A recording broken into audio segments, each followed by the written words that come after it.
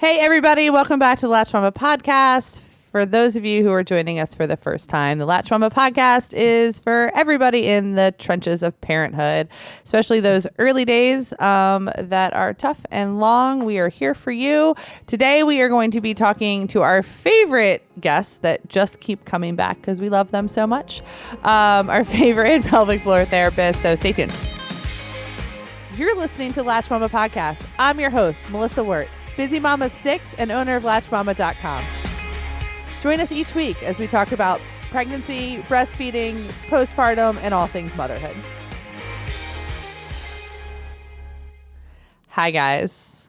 Hello. Hey. Welcome back. Thank you so much for having us. I know it's a really long trip across the river for you guys in the evenings, and I appreciate you all coming. You are by far the people that people ask for the most to come back. And I kind of feel like I just need to hand the podcast to you all. That feels good. I know, it's awesome. Can you guys introduce yourselves and tell me what your passions are? So I've been here, I think this is my third visit to the podcast. Yep. My name is Meghan Swenck, and I'm a full-time physical therapist at VCU Health, treating pelvic health physical therapy patients. And within our realm of pelvic health PT, I really love to treat patients that challenge me. So over the years, I've gotten more interested in really being challenged. So I really love a neurological patient that challenges my brain and my skills and really makes me think about maximizing that person's quality of life, because it's never going to be perfect, but you can do a lot to help them. So that's kind of one of the areas that I think is really tough, but that's why I like it. That's cool. Cool. My name is Reihle Kash. I am a physical therapist, also at VCU Health, per my shirt. I don't remember exactly what you said, but my name is Reihle. No, I love it. Good job. I really could have introduced, at this point I can introduce you guys, but I like to put you on the spot. It kind of like, we're good. It's like jumping into the pool to get swimming. I love it. You know? I don't love jumping into the pool. Oh, I'm a toe the dipper. worst. You are? You guys are both toe dippers? No, I will dive, but I have to Yeah. count down with someone. Before you jump in? Yeah. It's like the initial shock of You have to it? do it with somebody. I'm a knees or inner. I don't even know what that I means. don't mean either. Okay, carry on with your introduction. My name is Reihle. I am a pelvic PT at VCU. I don't remember the second part of the question. What brings you special passion interest. in life? Oh, what brings me passion in life? Life. I mean, in life. In Let's life, just go broad. I feel pretty strongly about sandwiches. I was about ready to say, like, I literally was thinking about you all day today. I was thinking about Subway all day today. God, it's a superior sandwich. Although they've changed their sauce, which I have some feelings about, but we won't go into. They've changed your favorite sauce? Yeah, the sweet onion sauce. It is no longer a sweet onion sauce. Is it? It is now a sweet onion teriyaki sauce. Okay. It is not the same. Wow. What does that do? Does that break It your was heart a traumatic event. I can't go when there. she found out. Also. I'm not kidding. It Do you really. remember the day she found out? Oh, did I write it down? No, but there was a story, and it took several minutes to tell, and everyone heard it. So I've heard it It's very 4 serious. times. Yeah. It Yeah. is So we're serious. sad about that. Wow. I know. I really am trying to think about like what type of patients really make me tick, like you like the neuro patients. I like everyone. I don't see pediatric patients, just for the record. But I really enjoy seeing, I've really been liking bowel patients recently. So anybody with any bowel issues, they're really sweet in my fancy. I don't know if that's me just kind of getting in the swing of things, or I don't know. So I like bowel patients right now. Okay. I don't know. I'm always so amazed by you all when you show up, because, and I say this every single time, is like you all are doing the work. Like you are literally showing up and saying, like, by the time somebody gets to you, I would assume in most cases they're coming to you from a very vulnerable spot of, hey, this isn't right. And it's a part of their body that they might not always talk about. And like you just said, bowel stuff, like, hey, like pooping's not going well, or like this isn't working well. But that's something it's hard. Absolutely. And the fact that you meet them there is the coolest thing ever. Yep. I love it. Meet them where they're at. Love Absolutely. it. And sometimes people don't even recognize that things are weird until you start asking them questions. Just trying to get a broad scope of what's going on. And they're like, oh yeah, that is definitely kind of weird now that you mention it. And then you really get into what's really going on, which is what really makes you tick, of like really getting to the why behind the what. Yeah.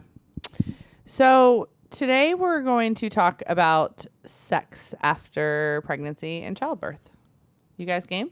Absolutely. So game. Okay. I'm going to kind of hand it over to you guys a little bit. We kind of talked about it beforehand. What questions do you normally hear? Is sex normally a presenting concern? Is it something you hear afterwards? Or what is the most asked question when it comes to kind of that aspect of recovery? I think the two populations of patients who come after having a baby, one would come for something other than this problem, but it would just be in our questions of asking them a series of questions, doing a screening exam and saying, have you tried to have intercourse? If it's an appropriate time for them to be coming to physical therapy, they usually are cleared by their medically cleared. And so that patient, we might say, we know you have a urinary problem and you'd like to clear that up, but how are the other things going? And that's when we sometimes find out that they might have pain or apprehension about trying because they're worried that it's going to hurt or they don't feel ready. That's one population. So that's how that comes up. It's physical therapist driven. The other patient might come after having tried and essentially failed to have successful intercourse without pain, and then they're coming in. So those are probably the two different groups.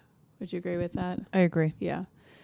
So you might approach them a little bit differently in what the priorities are, but we're not going to ignore any of those patients' symptoms. Everyone's going to get a treatment offer of a treatment program. Yeah.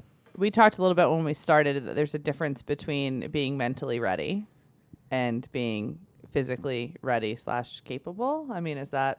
Medically cleared is a good phrase to use because when you go back for a follow-up, a post-op, or not a post-op, but a postpartum check is usually what it's called.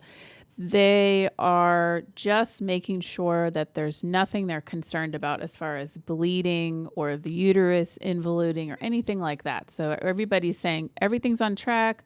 You're getting back to quote unquote normal. But as we know, getting back to normal is a much longer process than a 6 or 8 weeks. And one thing I will say, COVID has impacted this situation. So Reihle joined us during COVID and has been part of our team for over a year now. But during COVID times, there were a lot of patients not having any medical exams postpartum. So I would get a referral for a patient who never technically was medically cleared. So I was a little bit more on high alert and a little bit more hesitant and asking more medically related questions and looking for things like bleeding or other concerns. But it surprised me that we were not doing those exams. I thought that was important. Did you notice that at all in the practice you were at the time? I don't recall. That was surprising to me because I would say to a new patient, I assume you've been medically cleared or whatever the case is. And sometimes they say, oh, they just saw me virtually. I'm like, did they do some kind of observation virtually? Or, no, there was nothing. And so I was surprised, but I started feeling like, okay, this is going to be our new normal for a little while. So I did feel like those exams were a little bit more...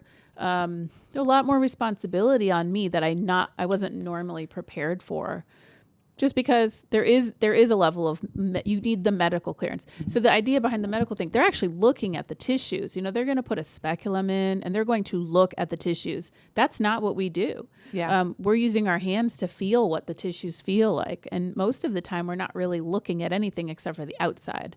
So that is a difference for sure. So that's just something that I thought was really interesting. That's been happening. Really fascinating. We're back to doing the exams now. So I would say it's probably maybe like a 2-year period where there was sort of a hiatus going on. And I feel like too, this is anecdotal and doesn't necessarily have something specific to do with sex, but I've noticed a lot of times people working from home, they're having a lot more like urinary stuff going on, urinary urgency, because they are so, I don't know exactly what the reason is, but I think it's some piece of it is that the bathroom is so much more convenient. So they're like, oh, I just get up and, walk to my bathroom because it's 2 steps away. Whereas at the office, it was, down the hall, take a left, whatever. So then people are sort of noticing and sort of paying attention to things a little bit differently with the whole COVID work from home situation. So they're noticing the convenience factor of the bathroom. Okay. So they'll just go. If they have like an inkling of an urge, like I'll just pop in the bathroom and pee and have this tiny pee, and then all of a sudden they're going every hour of the day. And they're like, well, it's right there. So what does it matter? Well, that's not a normal bladder habit. So that's what she's saying. Wow. Thank you for clarifying. Yeah. No, that's awesome. It's interesting how COVID has changed things. And yes. And the people who like that type Yeah. of patient, if you already had an overactive bladder and you're like, well, I pee before I leave the house and then I drive 10 minutes to Target and I go in Target before I get shopping. And then before I leave Target, I go again because I've been shopping for 15 minutes.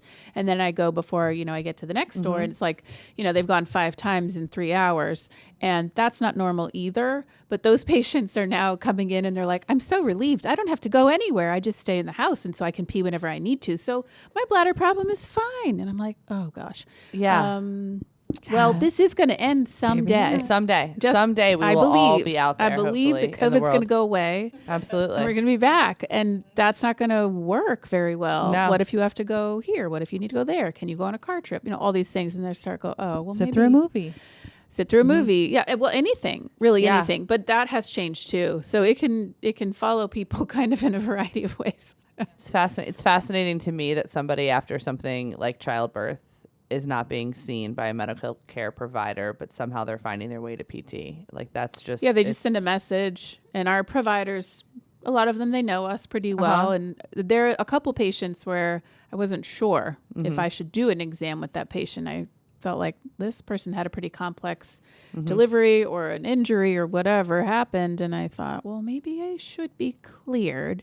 So a couple times I've sent a message. We have the ability to message our providers at VCU. So I was able to do that and then get clearance. And that makes me feel like, okay, I'm covered in my liability concerns here, that I've been told, yes, please go ahead and examine that patient. And then if I find anything abnormal, I would obviously let them know. So that doesn't happen a lot, but it makes me feel more comfortable to check in. Yeah.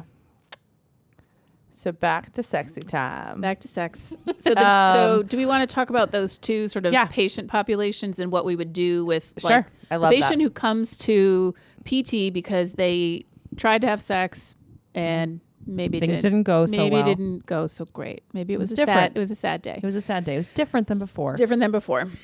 So why don't you talk about that patient? What do you want? What about them? What would you do? I would ask further questions about what's going on.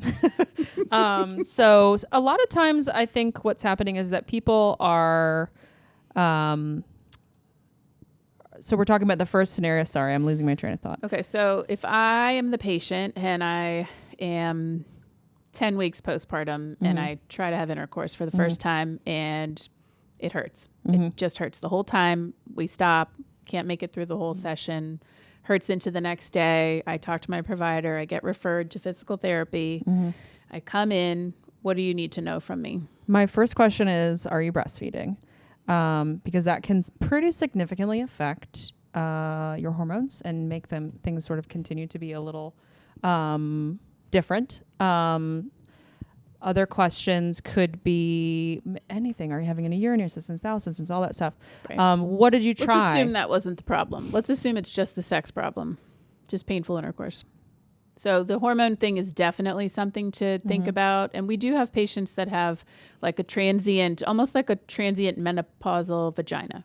And so some patients do try using topical estrogens or whatever. Because breastfeeding does affect your hormones. Correct. And it will affect the lubrication side of sex and the tissue. The tissues feel different. Okay. They legitimately feel different. So once you touch a lot of body parts over years and years and years, 16 years later, I can tell you that they feel different. So you can tell normally from a woman's vagina if she's breastfeeding or not? Not necessarily if they're breastfeeding, but if someone comes in with pain and I check that area, it's right at the opening. So if you're at home and you're listening to the podcast and you're like, what part are they talking about?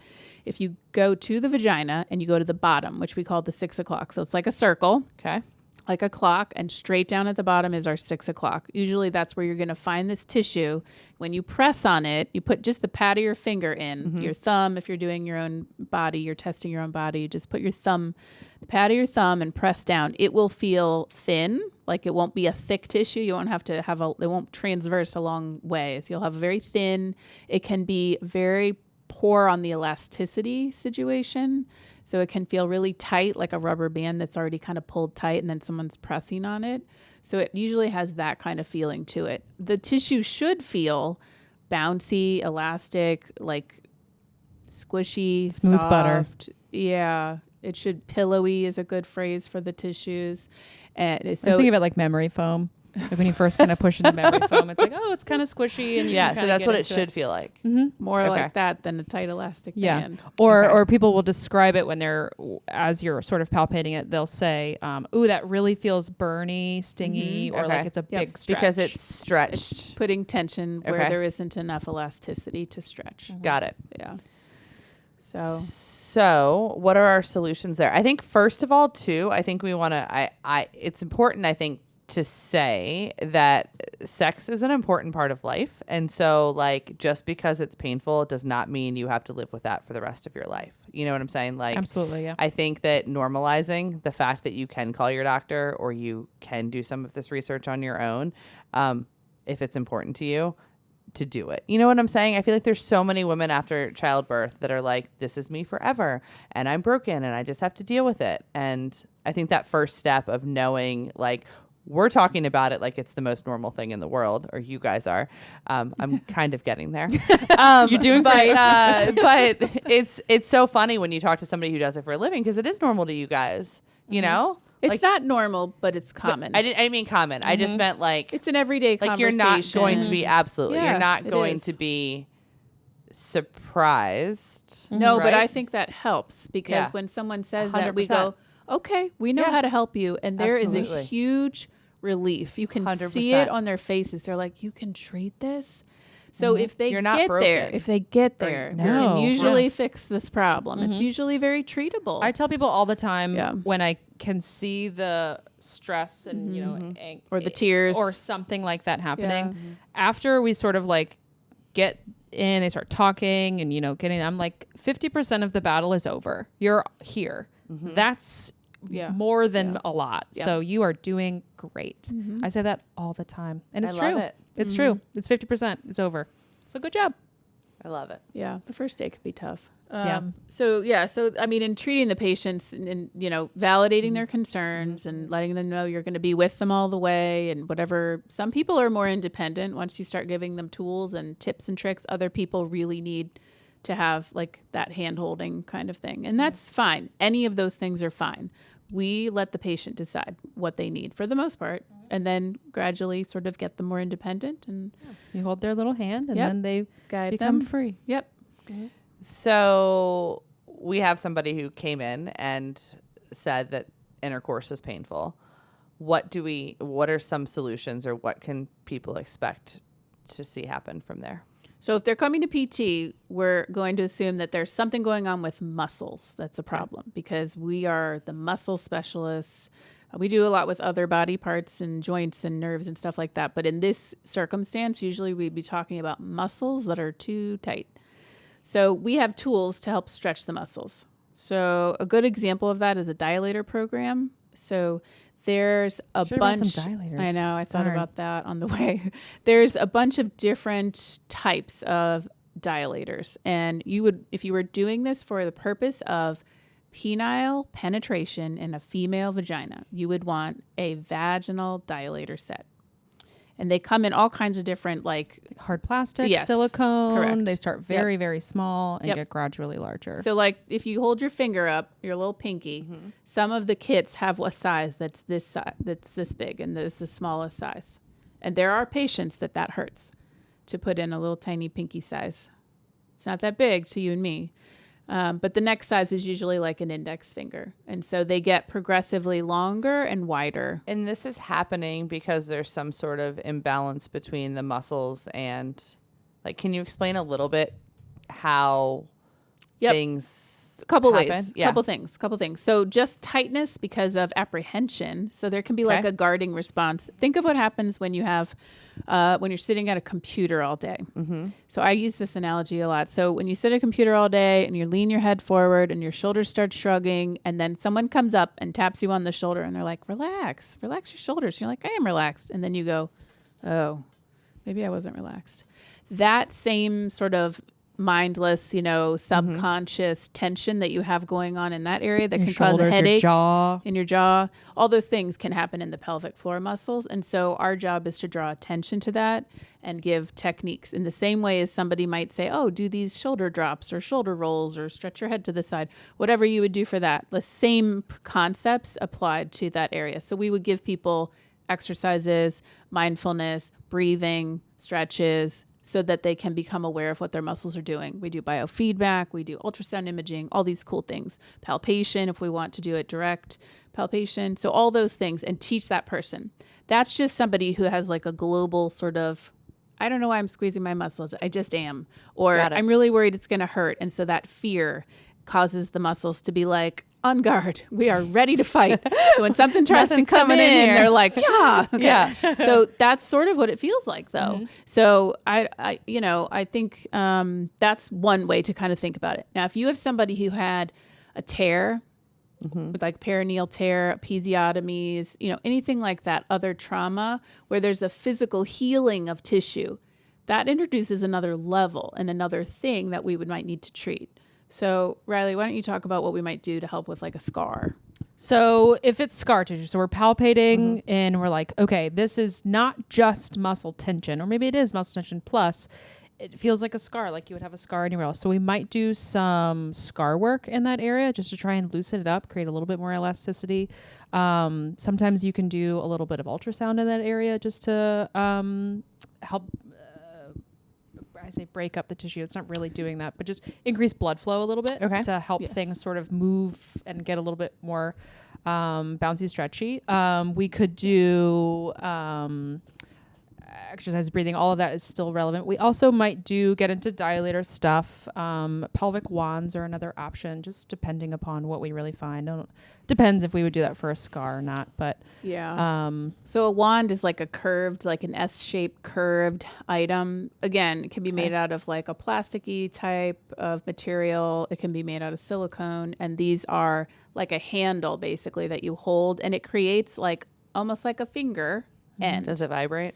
You can get them that vibrate, and you can get some that have hot and cold. Wow, Actually, it's the world of pelvic wands is growing. I mean, you said pelvic wand, and I mean, but it's not like a straight stick. So it's not like people will say, oh, like a dildo, and I'll say, no, not a dildo. We're talking about something that is designed to curve, so that when you go into the pelvis, you can curve around to all the different corners and nooks and crannies that are in there, because the way the pelvic floor is set up, it's more like a bowl. You come in from the bottom of the bowl, and then you got to be able to like turn. And if you're just going straight in and out, you're not really able to get to all the muscles. So sometimes the wand is good. Sometimes the dilators are good. It really depends on the person. That would be our decision. Like, where are the problems? What does the person need? Yeah. So that would be another thing. And you can use those on scars externally. So if you had to massage or you couldn't reach very well, like, I have short arms and a long torso. Okay, let's get you a wand. Totally fine. That's the same as if you're pregnant and you're trying to do perineal massage and you're like, I can't get around this tummy. What are you talking about? Like, get down there. Feels like, it feels ridiculous. So, so that extends your reach. We say that a lot. That sort of extends your reach. It provides a tool. Also, sometimes people really like the idea of having like a therapy tool where it feels like this isn't fun. Nobody wants to do pelvic floor rehab. Nobody wants to have to do pelvic floor rehab. So this is my tool. It's not like a vibrator. It's not a vibrator for the purpose of vibration for fun. Therapy time, not necessarily like pleasure time. Now, at some point, it could become that once you kind of get over the rehab section of what we're doing. But most people don't want to approach it that way. I say let's differentiate initially by this is a therapeutic activity. Yes. And later, this could turn into a sexual activity. But right now, it's not. It's different. And I think it's sometimes talking about partners with that as well. Like, you're using this dilator or this wand and you're inserting it vaginally. That does not mean that this is pleasurable. Right. So having that conversation with the partner, so everybody's kind of on the same page that this is therapy. This is not sexual. So I think that is also helpful too. That is a huge topic. You look like you have more to say about that. I don't have anything. It's just it's a good topic. It's awesome. Yeah, no, I love it because I think very rarely we actually do things for ourselves, and this would be something that, But it's hard to explain if you're the person in pain and you don't really, of course, nobody wants to have to come to rehab. Like you'd like everything to be fine and just it feels good and it's back to normal. And of course, we know that's not true for a lot of people. So it's hard to make yourself go to therapy, do the work, take time away from your family to do the work. And sometimes explaining all that to a partner is very challenging also. So Reihle brings up a really good point about some of the other psychological components of this problem. It's not sexy and fun to do dilator training. It's just necessary. And it is about spending the time with it. And we put people on a regimen. We give them how long to spend, what size to use. So you're putting it in there. Do you need to lie down while it's in there? Most of the time, that's the easiest way to relax appropriately, Logistically, yeah. but it is not required. And later on, once you kind of size up to the size that you feel comfortable with, that kind of matches your partner, your goal size, then a lot of times I'll say, let's get you into some positions that you would want to use for sex. If you're going to be on your hands and knees, get on your hands and knees and put the dilator in and make sure that feels okay. Blushing Maybe right in now. standing. So This funny. These are just common conversations you have. But it makes sense when you put it on the table, right? And you go, oh, well, okay. Totally makes sense. Yeah. Why Someone wouldn't I do today that? was Especially when it's a bowl, because if you're on your hands and knees, I feel like that's going to affect things differently, right? for sure. You Gravity changes things a little bit. Yeah. Lots of different positions are appropriate. And most people don't want to forever have straightforward missionary sex. And that's it. So people want to try other things. So we do encourage that, later on. But it does take time. But I think also inviting the partners to therapy, Can be very helpful. if your patient would like to have that piece, that person coming and seeing, this is what it's like when I go to physical therapy, just so they can see and they can meet the person who's working with their partner and feel like they're part of the process. If that helps the relationship or that helps the patient, we want that for the patient. For sure. So sometimes they really want a partner, other times they really don't. Yeah. Or even sometimes too, if you're like, okay, maybe we're now transitioning from therapeutic activity to sexual activity, but my partner maybe isn't fully grasping that, like, when this area is touched, it's very uncomfortable. So having a third party kind of show them, like, this is the area that maybe now we're getting and using the dilator right there specifically to sort of desensitize or kind of train the person that is having the issue and also the partner. Like, this is how we work through this together. I think that's also helpful. Yes, in a way that helps promote, like, actually improving, because if in this population, one of the things that I feel like we say all the time, and maybe people don't know, is if you push through pain, that's not a positive pain behavior, that's a negative pain behavior. And what we're trying to do with the dilators is give positive pain, meaning you feel some discomfort, but you don't push right through it. You back away and you say, okay, this is a large tiger in front of me. I'm not going to run at it. It's going to be bad. I'm going to back away slowly. So you see that, that's coming and things are getting more intense. You don't push through, because what that does is it retrains your brain to continue responding with that on guard thing that we talked about. And so we're trying to stop that from happening. So as the more we can give positive pain, meaning like, I feel that, but I'm okay. It stretches, but I'm okay. And the more you can give them self-talk and say, like, that just stretches. It's not that painful. It's just really kind of weird.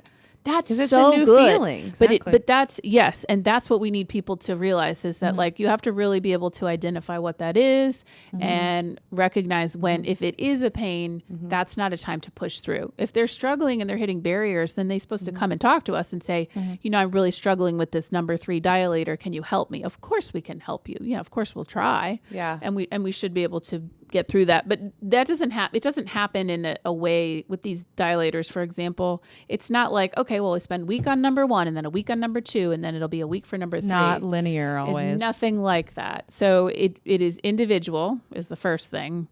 It is usually non-linear majority of the time, right? Ups, downs, plateaus, sometimes regressions, but usually sometimes positive. regressions. I feel like that's true in like all forms of therapy. Yeah. Any sort of like development in general. Yeah. I feel like we always want it to be linear. We always want to, I know I do. I'm like, oh, if I put A and B and C together, I will get D. But it's not, it's not the way it works, right? Right. No. And that's okay. Yeah. It is okay. It's good to create the expectation that could happen also. Yeah. Because I don't think I'm alone with beginning. wanting that to be the goal. No, I don't think you are. So talk to me about other things that could potentially happen during vagina, penile. I want to get it right. Intercourse besides pain. There are other things that could happen, correct? I mean, there could be incontinence. So yeah, that would be coital incontinence. You can call it coital. Okay. Because there are other things that do come up. Yep.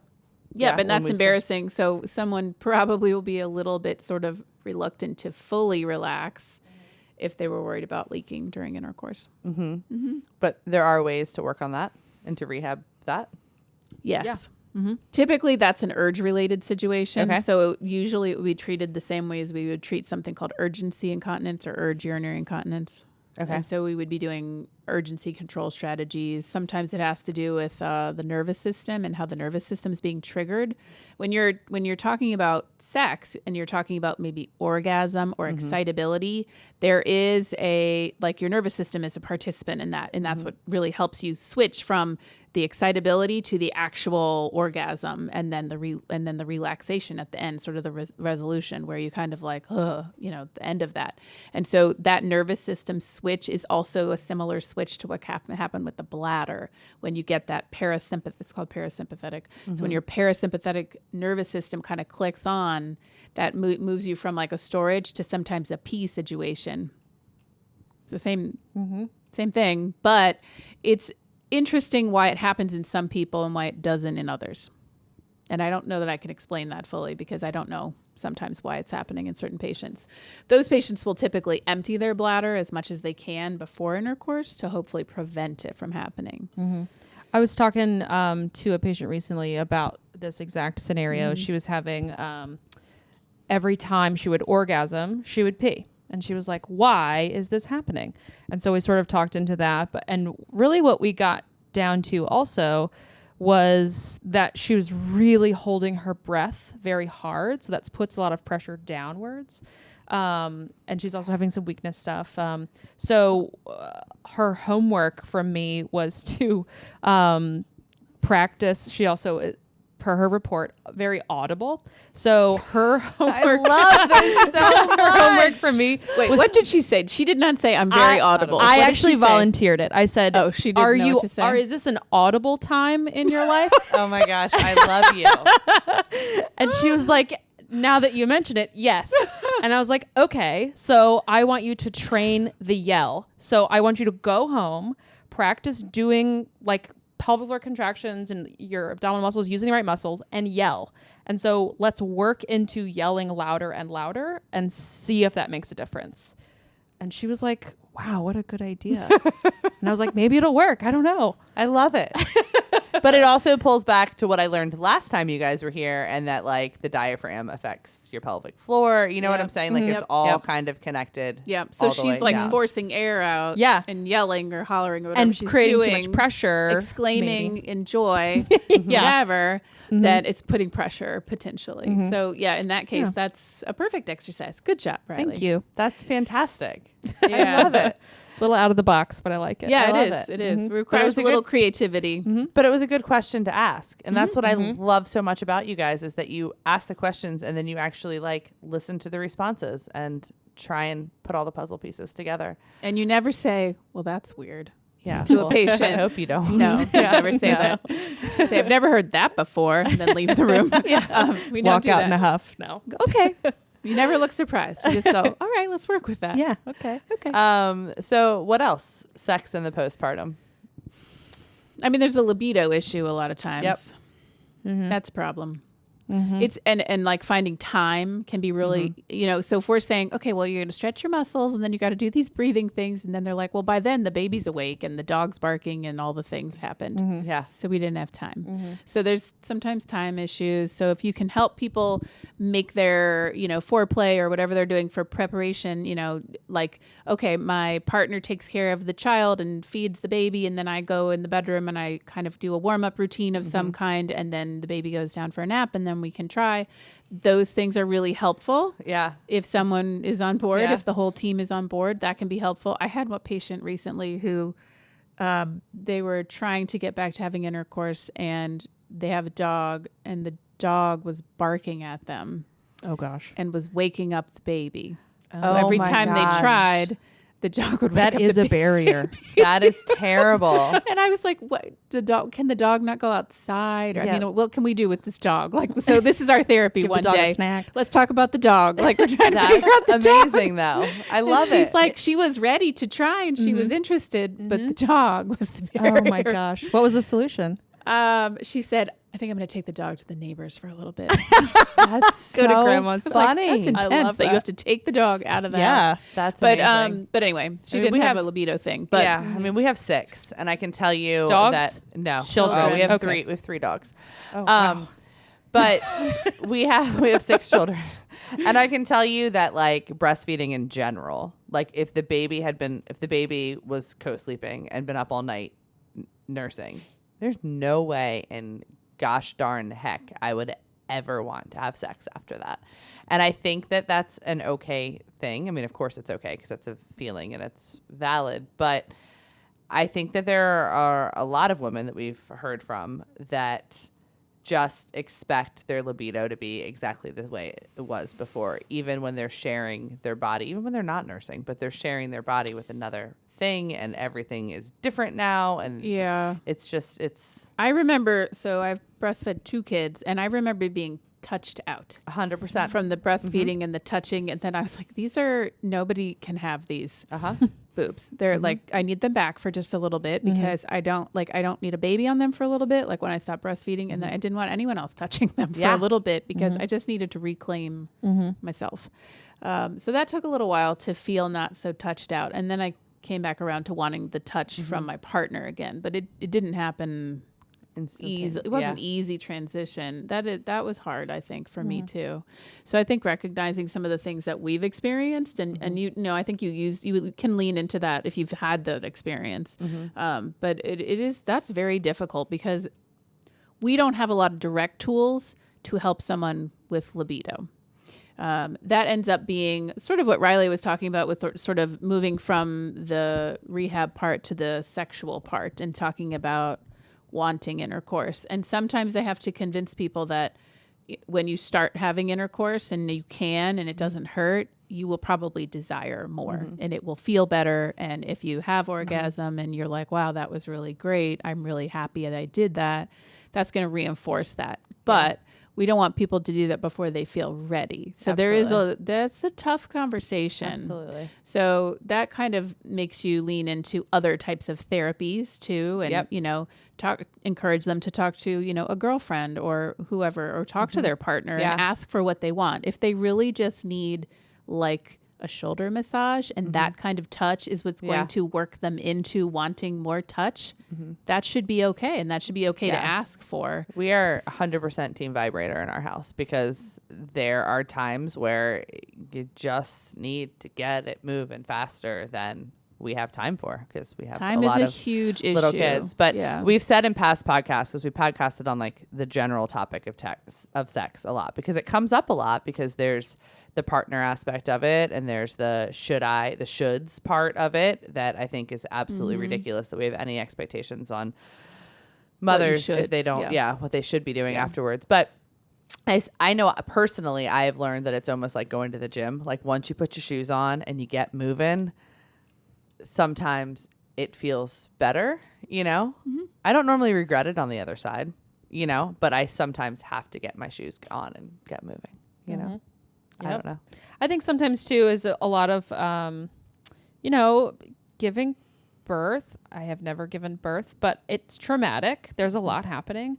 And so sometimes there's this, okay, I don't even want to think about this part of my body because it kind of had a weird day. And I it had a weird 10 months and then a weird day or 2 days. Right.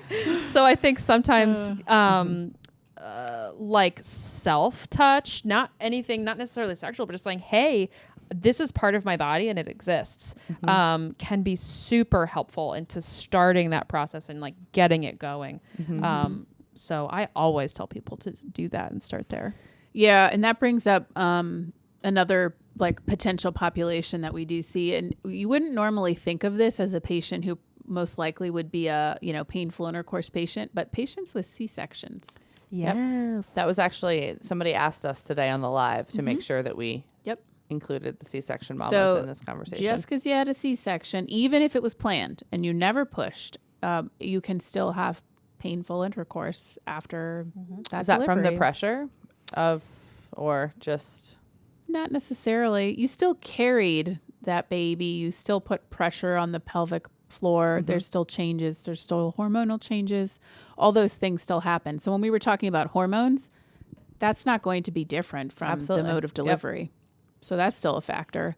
I also think that scar tissue in the abdominal compartment is highly related to that problem. And so we do a lot of work with scars. We talked about pelvic scars, but the same would be true of a C-section scar. So we have had patients, and I know I've had patients, I think you have too, where you touch their scar And they come out of their shoes. or they start crying. Yeah. Okay. Yes. That's the one I was thinking of. Mm-hmm. Yep. There's tears. Gentle and touch even. Silent crying where they're like, they don't want you to notice because they're trying to be And tough. they're like, no, please just do whatever you have Because to do. it hurts? No, because there's a trauma associated with it. As far as maybe I never wanted that. I didn't plan for that and it didn't go my way. And the trauma is from the day that, Why are we not taking better care of our mothers? The Yeah. fact that there's so, it's just... so it doesn't always So end the way. hard for me. Yeah. It doesn't always end the way you want it to. And so usually what that means is we remove our hands from the patient and we sit down, And you have a talk, conversation. which is kind of your job, Yeah. but kind of not your job, which is but that so goes, hard for me. But yeah. when It is our job. Absolutely. It is our job. And we feel good about that part of our job. But we would then usually, say, let's talk about it. And they will cry and they will be sometimes a lot of tears. And so we just let them, they need to get it out. There's a purging that needs to happen. And that didn't happen yet. Maybe no one has Nobody has literally asked them. touched or looked at that scar. Or sat with No them. one. And so they say, I just hadn't, I hadn't really looked at it. Because sometimes you go, oh, this is really a little tight. Have you looked at this? And then you look up and there's the tears. And so, so the conversation's important and allowing them to start to release some of that. And then you go, I know you had a C-section and that wasn't what you wanted. Would you like to talk about it some more? Or do you have more insight? Would you like to share? Because the detail that people will go into, they need to talk about it. And so if you're willing to do it and you're the therapist, I think it's more than helpful to allow that person to let all that come out, tell the story, do the birth story. You guys are like the most beautiful human beings. It's doing really, that. really helpful. But I mean, just when I said it wasn't your job, I wasn't belittling your job or anything. I'm just saying that if the system and the pieces of it worked better or even worked how it does in other countries, we could do better. You could focus a little bit more on the pelvic health side of it. But people who do what we do fully own that, I mean, in the United States, we know that. So it's relationship based. We're okay with it. Yeah. Yes. It rebuilds rapport. It lets your patient, build trust and they know you're going to be there for them. So that's really, really nice. And then we start working on you need to touch. You just need to look at it with a mirror. You need to look at it in the mirror. You need to touch it when you're ready. But Different let's start things putting with our hands on the body. Maybe a towel, like a rough towel or a really smooth towel, a warm towel, cool towel, anything like that. Yeah, just working around it, whatever. We would give them things to do. We would give them desensitization techniques. But I didn't want to exclude the C-section population because that is a population. And the connective tissues that are in your abdominal wall. So if you're thinking about C-sections that were emergency are going to have a different cut and they sometimes cut through muscles. If they've got to get that baby out now, they're going to cut things that they wouldn't have cut if it was non-emergent. So the emergency C-section is traumatic because it's an emergency. It's traumatic because you weren't ready for that and your brain wasn't prepared for that. And oh my gosh, that wasn't what I wanted. And they have to cut more tissues often. So there's a lot of things and with there's that. the expectation of failure, and then they're already probably there because something's not working right, and there might be shame or something around that. I just think that you guys do the most beautiful work. Thanks. Literally, you have the hard conversations, and the idea that you would, and I know you say it's your job, but the idea that there's not a clock for you to move forward on like the pelvic health stuff, and you'll actually stop and you'll talk to somebody about processing their birth, realizing that it's part of the process of all of this is just a really, really beautiful thing. Yeah. And I think if you don't do that, you're not doing it. Yeah. And it's a privilege to be a part of people's lives. Yes. I love it. We ending there? I love it. You guys are amazing. Thank you. Seriously. Anytime.